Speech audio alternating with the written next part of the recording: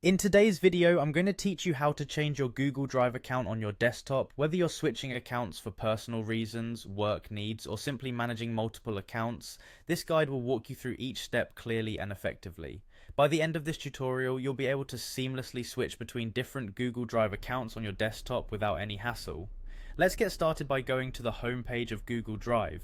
You can easily access this through any web browser by searching for Google Drive or entering the URL drive.google.com. Once you're there, you'll see your home screen with all your files and folders neatly organized. This is where you can begin the process of changing to a different account. Next, you'll want to focus your attention on the upper right corner of your screen. Here you will see your profile picture, which represents the Google account you're currently using. If you don't have a profile picture set, it will just be a circle with your initial or a generic icon. Click on this area and a drop-down menu will appear, displaying various account options that are associated with your browser session. Now, from the drop-down menu that appears after clicking your profile, look for an option that says Add another account. Clicking this will prompt Google to display a login page where you can enter the credentials of the other Google account you'd like to switch to. This is a secure page where you'll be asked to provide your email and password for the account you wish to add.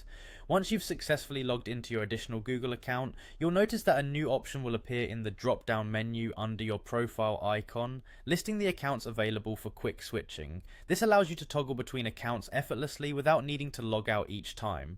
Bear in mind that each listed account can access and manage the files stored on that account's Google Drive.